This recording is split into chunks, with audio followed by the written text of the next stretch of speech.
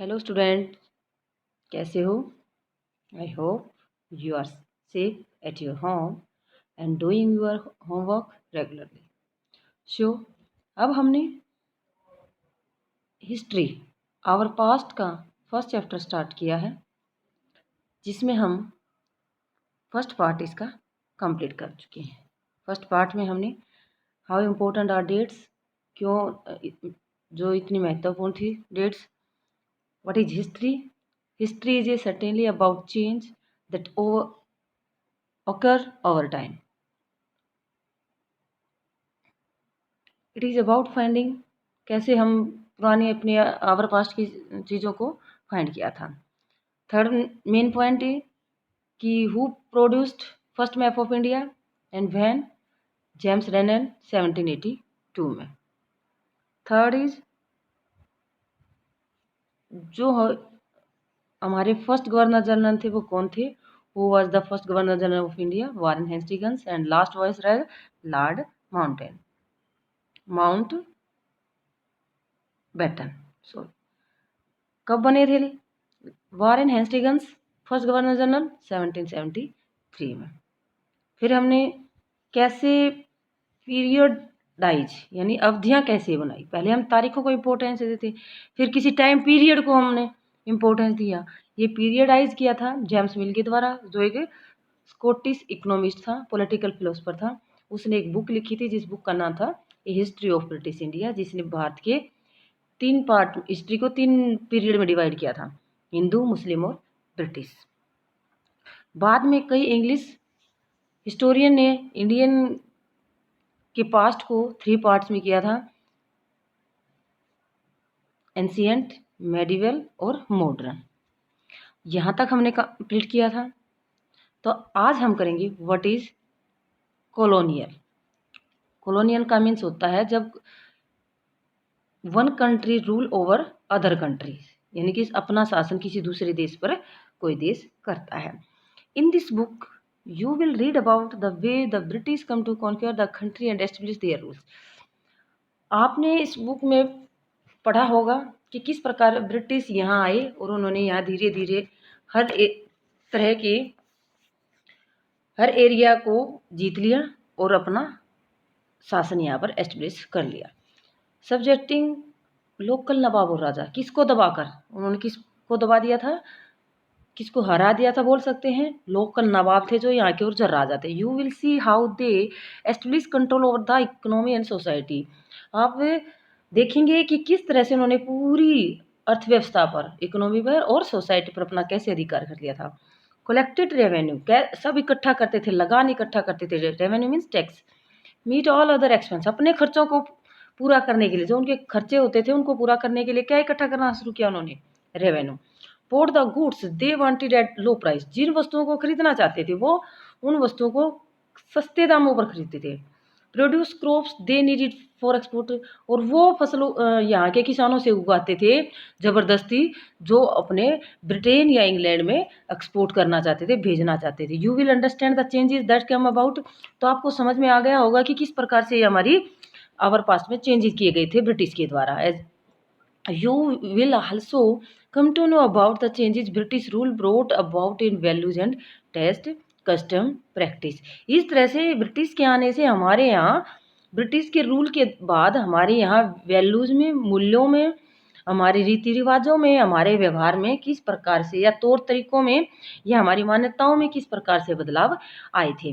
When the subjection of one country by another lead to these kind of political, economic, social and cultural changes we refer process as colonialism. तो ये हमारा क्या है, colonialism की वहन the, ये सारा हमारा क्या है, व्हाट इज कॉलोनिज्म का answer. Okay students, you will however find that all classes and groups did not experience this change in the same way. That is why the book is called our past is the plural। तो इसमें हम किसी एक past के बारे में read नहीं कर रहे, बल्कि हमारे बहुत सारे पास्ट हैं, हमारे इतिहास हैं, अलग अलग राजाओं के बारे में हम इतिहास में पढ़ते हैं। तो अलग अलग इतिहास होने के कारण यहाँ हम अपनी बुक का नाम भी देखते हैं, एक पास्ट नहीं है बल्कि कई पास्ट हैं, इसलिए इसका नाम भी आवर पास्ट है। पास्ट को प्लूरल में यूज कर रहे हैं। Okay, how do we know, हम किस तरह से जानते हैं इनके बारे में। What source do historian use in writing about last two 50 years of Indian history. हमारी भारतीय इतिहास के बारे में जो हिस्टोरियन ने, इतिहासकारों ने लिखा है पिछले 250 सालों में, उन्होंने कैसे पता लगाया होगा हमारे इतिहास के, किन किन चीज़ों को खोजा होगा, किन किन वस्तुओं के बारे में उन्होंने सर्च की होगी, और तब उन्होंने हमारे लिए आवर पास्ट को लिखा था। एडमिनिस्ट्रेशन प्रोड्यूस रिकॉर्ड, सबसे पहले तो उन्होंने किन चीज़ों को देखा था, रिकॉर्ड जो रखे जाते थे। ब्रिटिश थे, उनकी क्या थिंकिंग थी कि वो कोई भी काम करेंगे उसको रिटर्न में ज़रूर रखेंगे, ताकि आने वाले टाइम में उसको देखा जा सके, अच्छी से उस पर डिबेट किया जा सके या उसमें फेरबदल किया जा सके। तो one important source is the official record of the British administration. सबसे इम्पोर्टेंट सोर्स क्या था हिस्ट्री को जानने का, ब्रिटिश के एडमिनिस्ट्रेशन, प्रशासन के द्वारा रखे गए record. The British believe that the act of writing was important. British क्या विश्वास करते थे कि राइटिंग से रिकॉर्ड रखना, लिख कर रिकॉर्ड रखना सबसे महत्वपूर्ण है। एवरी इंस्ट्रक्शन, सभी निर्देश जो दिए जाते थे उनके द्वारा, जो प्लान योजना बनाई जाती थी, पॉलिसी बनाई जाती थी, डिसीजन लिए जाते थे, एग्रीमेंट सहमति की जाती थी, इन्वेस्टिगेशन होता था, वो सभी तरह के रिकॉर्ड रखते थे, रिटर्न में रिकॉर्ड रखते थे, क्लियरली रिटर्न, अब उनको साफ साफ लिख कर रखते थे। वंस दिस वाज डन, एक बार ये कर दिया गया, things could be properly studied and debated. तो एक बार किसी चीज़ के बारे में लिखने के बाद उसके ऊपर हम अध्ययन कर सकते हैं, उस पर डिबेट या आर्ग्यूमेंट्स कर सकते हैं। This conviction produced N administrative culture of memos, noting and report. इस तरह से अंग्रेजों के जो विचार थे, जो टिप्पणियां थी, जो रिपोर्ट थे, उन पर आज भी अंग्रेजों की संस्कृति के बारे में हम जान सकते हैं। ब्रिटिश आल्सो फेल्ट दैट, क्या महसूस करते थे कि all important documents and letter needed to be carefully preserve. उन्होंने कहा कि लिखना ही जरूरी नहीं है, रिकॉर्ड लिख लिए तो उनको संभाल कर रखना भी जरूरी है। तो संभाल कर रखने के लिए उनको क्या जरूरत थी, उनके लिए ऐसी जगह बनाई जाए, ऐसे ऑफिस बनाए जाए जिनको हम उनको केयरफुली प्रिजर्व रख सकें, सावधानी से सुरक्षित रख सकें सभी इंपॉर्टेंट डॉक्यूमेंट्स को या पत्रों को। So they set up record rooms, उन्होंने क्या बनाए, रिकॉर्ड रूम बनाए, attach to all administrative institute, जितने भी भारत के उन्होंने अपने अलग अलग स्थानों पर प्रशासन संस्था बनाई थी, जैसे बंगाल में बनाई थी, मुंबई में बनाई थी, दिल्ली में बनाई थी, तो अलग अलग स्थान पर उन्होंने क्या बनाना शुरू कर दिया, रिकॉर्ड रूम बना दिया था। विलेज तहसीलदार ऑफिस है, तहसीलदार ऑफिस होता था, उसके पास ऑफिस बना दिया, रिकॉर्ड रूम बना दिया। कलेक्ट्रेट ऑफिस होता था, उसके साथ में कमिश्नर ऑफिस होता था, उसके पास, सब ऑफिसों के पास उन्होंने क्या बना दिया, रिकॉर्ड रूम बना दिए। प्रोविजनल सेक्रेटरिएट्स, लॉ कोर्ट्स, इन सभी संस्थाओं के आसपास रिकॉर्ड रूम बनाए गए। All had their record room. Specialised institution like archive और museum were also established to preserve important record. उन्होंने इस ऑफिस स्पेशली संस्थाओं के साथ साथ आर्काइव बनाया। आर्काइव होते हैं अभिलेखागार, जहाँ पर लिखी हुई वस्तुओं को, बुकों को, किताबों को वहाँ अच्छी तरह से रखा जाके। म्यूजियम बनाए गए, जैसे पुराने सामान को जहाँ अच्छी तरह से संभाल कर रखा जा सकता है। Letter and memos that move from one branch of the administration to another in the early year of the 19th century can still be read in archive। तो 19वीं सदी के शुरुआत में, 19वीं सदी का आरंभ का मतलब 1801-2 के आसपास, प्रशासन जो एडमिनिस्ट्रेशन के, उसका एक ब्रांच से दूसरी ब्रांच के पास लेटर भेजे गए थे ताकि उनको आर्काइव यानी अभिलेखागारों में रखा जा सके। You can also study the notes, हम उन नोट्स जो लिखे हुए थे उस टाइम के, उनको अच्छी तरह से पढ़ सकते हैं। Report that district official prepared, जो रिपोर्ट डिस्ट्रिक्ट ऑफिस के द्वारा, अधिकारियों द्वारा तैयार की जाती थी।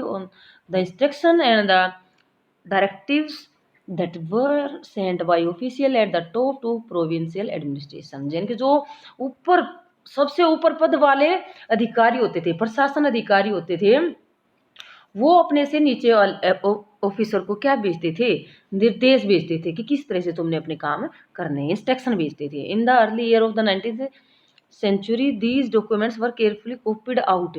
तो 19वीं सदी के बाद धीरे धीरे इन डॉक्यूमेंट्स को सावधानी से कॉपी किया गया, इनकी नकल। जैसे आज हम फोटोकॉपी करवाते हैं किसी चीज़ की, तो पहले फोटोकॉपी मशीन नहीं होती थी, तो उसको सावधानी से लिखवाया गया दोबारा। ब्यूटीफुली रिटन बाय द कॉलीग्राफिस्ट, यानी कि जिनकी राइटिंग बहुत सुंदर होती थी उनको बोलते थे कॉलीग्राफिस्ट।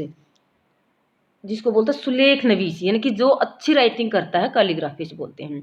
भाई those who specialized in the art of beautiful writing, जो बिल्कुल विशेषज्ञ होते हैं अच्छी राइटिंग लिखने में। By the middle of the 19th century, 19th century के बीच में, जैसे कि 1850, 51, 52, 60, with the separate of printing, तो क्या धीरे धीरे प्रिंटिंग की जो मशीनें थी वो फैलना शुरू हुई, बनी, और एक स्थान से दूसरे स्थान पर उनके बारे में जानकारी मिली। Multiple copy of this record were printed as proceeding of each government department, तो इस तरह से प्रिंटिंग के आने से एक रिकॉर्ड की बहुत सारियाँ कॉपी बनाई जाने लगी। तो नीचे जो पिक्चर हम देख रहे हैं ये हमारे इंडिया का अभिलेखागार है, आर्काइव है, जो कब बना था 1920 में, जिसका नेशनल आर्काइव ऑफ इंडिया कम 1920 में। तो न्यू दिल्ली वाज वेल्ट कहाँ बनाया गया था? नई दिल्ली में। National museum, national archive were both located close viceroy palace, जो वायसराय का महल होता था उसके आसपास दोनों ये म्यूजियम भी और नेशनल आर्काइव भी बनाए गए थे। This location reflect the importance this institution British imagination, तो ये सब सारे वायसराय महल के पास क्यों बनाया गया था कि उसके रिकॉर्ड है वो जिनको अच्छी तरह से जरूरत पड़े तब पढ़ सके। Second is survey become important, सबसे पहले अंग्रेजों ने क्या बताया था कि रिकॉर्ड रखना इंपॉर्टेंट है। अगर हम रिकॉर्ड नहीं रखेंगे तो यहाँ के बारे में कैसे पता रखेंगे, और उसके आने वाले फ्यूचर में हम उनका प्रयोग कैसे कर पाएंगे। दूसरा जो उन्होंने सोर्स अपनाया था वो था सर्वे बिकम इम्पोर्टेंट। उन्होंने बताया कि सर्वे करना क्यों जरूरी है, क्योंकि अंग्रेज यहाँ पर आए थे और भारतीयों के बारे में पता लगाना उनके लिए सबसे ज़रूरी था। जब तक वो यहाँ की सारी जानकारी इकट्ठी नहीं कर लेते तब तक वो भारत पर अच्छी तरह से रूल नहीं कर पाते। तो इसके लिए सर्वे सोर्स भी उन्होंने अपनाया। Practice of surveying also become common under the colonial administration, यानी कि कॉलोनियल होता है औपनिवेशिक, यानी कि अंग्रेजों का जब यहाँ शासन शुरू हो गया था उस प्रशासन में एक कॉमन बात हो गई थी सर्वे करना। The British believe that the country had to be properly known before it could be effectively administrated। अगर यहाँ हमने अच्छी तरह से प्रशासन को चलाना है तो सबसे पहले क्या करना होगा, प्रॉपरली हमें अच्छे तरीके से यहाँ इसके लोगों के बारे में जानकारी होनी जरूरी है। By the early 19th century detail survey were being carried out to map entire country, यानी मैप के द्वारा, जैसे हमने स्टार्टिंग में पढ़ा कि मैप बनवाया जा रहा था अंग्रेजों द्वारा, जेम्स रेनल के द्वारा। तो इस तरह से पूरी कंट्री यानी पूरे इंडिया की वो डिटेल जानना चाहते थे सर्वे के द्वारा, मैप के द्वारा। इन द विलेज, गांव में रिवेन्यू सर्वे वर कंडक्टेड, उन्होंने सर्वे करवाना शुरू किया ताकि लगान लिया जा सके गांव के लोगों से। The fourth was to know the topography, वो क्यों सर्वे करवाना चाहते थे, किसकी जानकारी गई कि किस एरिया की जो टोपोग्राफी है, स्थलाकृति वो अच्छी है।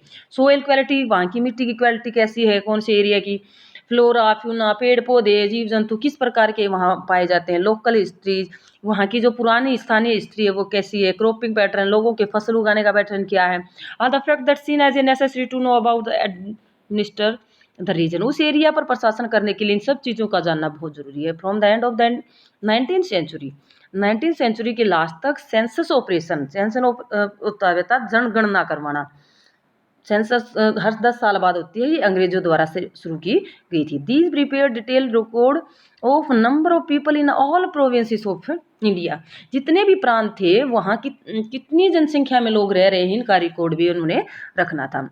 नोटिंग इन्फॉर्मेशन ऑन कास्ट, और वो जानकारी लेना चाहते थे कितनी जातियां हैं, कि रिलीजियस क्या उनसे हैं, ऑक्यूपेशन क्या है, व्यवसाय क्या है लोगों का। देयर वर मैनी अदर सर्वे, कई अलग प्रकार के सर्वे करवाए अंग्रेजों द्वारा भारत के अंदर। बोटोनिकल सर्वे, जूलॉजिकल सर्वे, आर्चोलॉजिकल सर्वे, एंथ्रोपोलॉजिकल सर्वे, फॉरेस्ट सर्वे, यानी कि जंगलों की जानकारी के लिए, जीव जंतुओं की, प्राणियों के बारे में जानकारी करने, तो कई प्रकार के क्या करवाए गए थे, सर्वे करवाए गए थे ताकि सारी जानकारी वो अपने पास इकट्ठी कर सकें। इसी सर्वे के दौरान ये फिगर 5 देखें, कस्टर्ड एप्पल प्लांट्स के बारे में पता लगा था। बोटनिकल्स गार्डन, नेचुरल हिस्ट्री में म्यूजियम एस्टेब्लिश किया गया है इसके बारे में। ब्रिटिश कलेक्ट प्लांट से स्पेसिमेंस एंड इन्फॉर्मेंस, यानी कि पेड़ पौधे के बारे में भी वो ज़्यादा से ज़्यादा जानकारी इकट्ठा करना चाहते थे। लुक एट दिस पिक्चर, ये पिक्चर बनाई गई थी, ये वो पिक्चर है कि जिन सोर्सेज के द्वारा वो इन्फॉर्मेशन इकट्ठा करते थे। ये मैप बनाया गया है, सर्वे करने के तरीके क्या क्या हैं, ये जेम्स प्रिंसेप के द्वारा बनाया गया है 1832 में। ओके स्टूडेंट्स, नेक्स्ट जो ये पिक्चर दिखाई दे रही है ये रिबल्स ऑफ 1857, यानी कि 1857 का विद्रोह। ये हम लेसन 5 में पढ़ेंगे इसके बारे में। सिर्फ ये पिक्चर इसलिए दी गई है ताकि सर्वे के दौरान उन्होंने इस तरह की पिक्चर तैयार करवाई थी। दे वर इंटरेस्टेड इन, वो किन बातों में इंटरेस्ट रखते थे, and what they wish to preserve for posterity. These records do not always help understand what other people in the country felt, what lay behind their action. तो इस तरह से जो ऑफिशियल रिकॉर्ड थे उनके द्वारा ये रिकॉर्ड से पता क्या चलता था कि लोगों का इंटरेस्ट किन वस्तुओं में है या उनकी इच्छाएं क्या हैं, वो आगे करना क्या चाहते हैं और किन चीज़ों को बचाए रखना चाहते थे। ये रिकॉर्ड ये समझाने में हमारी मदद नहीं मिलती कि जो आम जनता है देश की वो क्या करती थी। सिर्फ ये राजा महाराजाओं की के बारे में ज़्यादा नॉलेज देते, गवर्नर जनरल के बारे में ज़्यादा, लेकिन जो आम जनता थी, गरीब लोग थे, उनके बारे में ये रिकॉर्ड हमें अच्छी तरह से नहीं बता सकते थे। Okay students, for that we need to look elsewhere, when we begin to search for these other sources we find them in plenty. हम दूसरे सोर्सेज के बारे में भी देखना चाहिए जिन्हें ज़्यादा मात्रा में जानकारी मिल सके, तो they are more difficult to get than official record. तो ये सारी जानकारी ऑफिशियल रिकॉर्ड से मिलनी मुश्किल है, क्योंकि ऑफिशियल अधिकारी तो अपने जो उनके ऊपर वाले गवर्नर जनरल ऑर्डर देते उसके अकॉर्डिंग ही सर्वे करके इन्फॉर्मेशन इकट्ठा करते थे और उन्हीं को रिकॉर्ड में रखते थे। We have diary of people, या आम जनता की बारे में अगर हमने जानकारी लेनी हो तो कहाँ से मिलेंगी? डायरी ऑफ पीपल, जो लोग अपनी डायरी लिखते थे। अकाउंट ऑफ पिलग्रिम्स, जो तीर्थ यात्री एक स्थान से दूसरे स्थान पर यात्रा करते थे उनके द्वारा लिखे गए अकाउंटों में। एंड ट्रेवलर, यात्री जो एक स्थान से दूसरे स्थान पर जाते थे। ऑटोबायोग्राफीज ऑफ इम्पोर्टेंट पर्सनैलिटीज, या महत्वपूर्ण लोगों द्वारा लिखी गई अपनी आत्मकथाएं, उनमें हम अपने आम लोगों के बारे में पढ़ सकते हैं। Popular books that were sold in the local बाजार, जो उस टाइम की प्रसिद्ध बुक थी जो लोकल बाजारों में बेची जाती थी, उनके द्वारा भी हम पता लगा सकते हैं। प्रिंटिंग सेपरेट, जो प्रिंटिंग छपी हुई किताबें थी। न्यूज़पेपर वर पब्लिश्ड, जो उस टाइम पे न्यूज़पेपर पब्लिश होते थे। Issue were debates in public, ये सभी मुद्दे थे जिनको डिबेट की जा सकती थी। लीडर्स एंड रिफॉर्मर्स, जो नेता थे या सुधारक थे। Road to separate their ideas, Bharat के अंदर जो मेन लीडर थे या समाज सुधारक थे वो अपने आइडियाज़ को फैलाना चाहते थे, या पोइट थे या नोवेलिस्ट थे, नोवेल लिखने वाले थे, वो अपने विचारों को एक्सप्रेस करते थे। उन्हीं के बुकों के द्वारा ही हम ज़्यादा जानकारी प्राप्त कर सकते हैं। All the sources however we were produced by those who were literate, ये सिर्फ उनके द्वारा लिखे जाते थे जो पढ़े लिखे होते थे। From these we will not be able to understand how history be was experienced and lived by the tribal, the peasants, worker in the mine या poor on the street. Getting to know their lives is more difficult task.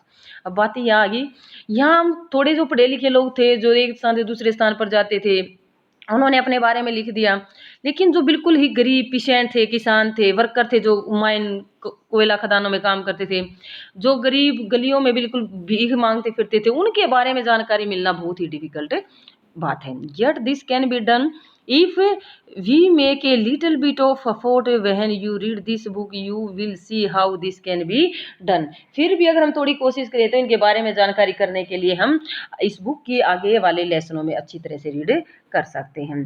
Okay students, ये था हमारा chapter first hour past का।